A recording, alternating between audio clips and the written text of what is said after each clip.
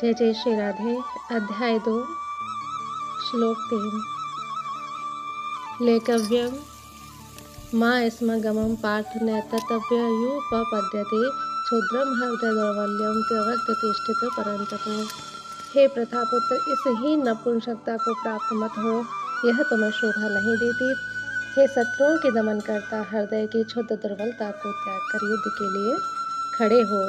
तात्पर्य: अर्जुन को प्रथापुत्र के रूप में संबोधित किया गया है। प्रथा कृष्ण के पिता वासुदेव की बहन थी, अतः कृष्णा के साथ अर्जुन का रक्त संबंध था।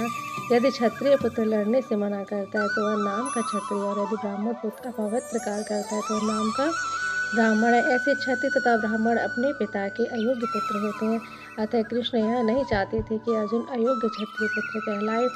अर्जुन कृष्ण का घनिष्ठतम मित्र था और कृष्ण प्रत्यक्ष रूप से उसके रथ का संचालन कर रहे थे, किंतु इन सब गुणों के होते हुए यदि अर्जुन युद्ध भूमि को छोड़ता है तो अत्यंत निंदनीय कार्य करेगा। अतः कृष्ण ने कहा कि ऐसी प्रवृत्ति अर्जुन के व्यक्तित्व को शोभा नहीं देती। अर्जुन यह तर्क कर सकता था कि वह परम पूज्य भीष्म तथा स्वजनों के प्रति उदार दृष्टिकोण के कारण युद्ध भूमि छोड़ रहा है, किंतु कृष्ण ऐसी उदारता को केवल हृदय दौर्बल्य मानते हैं।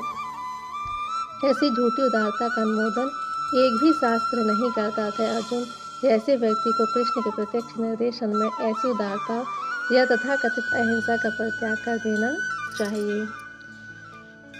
अर्जुन उवाच। श्लोक 4। कथं भीष्महं संख्ये दोढं च मधुसूदन इषुभिः प्रतियोत्स्यामि पूर्जाः वरिसूदन। अर्जुन ने कहा, हे शत्रुहंता, हे मधुसूदन, मैं युद्ध भूमि में किस तरह भीष्म तथा द्रोण जैसी पूजनीय व्यक्तियों पर उलट कर बाण चलाऊंगा। तात्पर्य: भीष्म पितामह तथा द्रोणाचार्य जैसे सम्मान्य व्यक्ति सदैव पूजनीय हैं। यदि वे आक्रमण भी करें तो उन पर उलटकर आक्रमण नहीं करना चाहिए।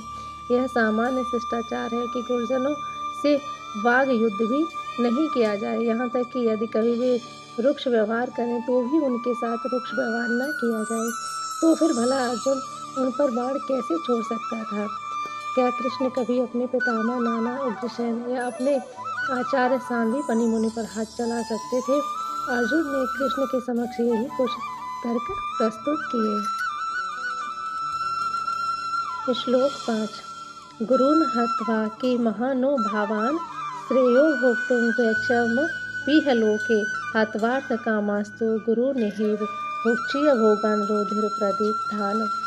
ऐसे महापुरुष जो मेरे गुरु हैं, उन्हें मारकर जीने की अपेक्षा संसार में भीख मांगकर खाना अच्छा है। भले ही वे सांसारिक लाभ के इच्छुक हों, किंतु है तो गुरुजन ही। यदि उनका वध होता है तो हमारे द्वारा भोग्य प्रत्येक वस्तु उनके रक्त से सनी होगी। तात्पर्य: शास्त्रों के अनुसार ऐसा गुरु जो नित्य कर्म में रत हो और विवेक शून्य हो त्याज्य है। दुर्योधन धन से अधिक आर्थिक सहायता लेने के कारण भीष्म तथा द्रोण उसका पक्ष लेने के लिए बाध्य थे। यद्यपि केवल आर्थिक लाभ से ऐसा करना उनके लिए उचित न था। ऐसी दशा में वे आचार्यों का सम्मान खो बैठे थे, किंतु अर्जुन सोचता है कि इतने पर भी वे उसके गुरुजन हैं, अतः उनका वध करके भौतिक लाभ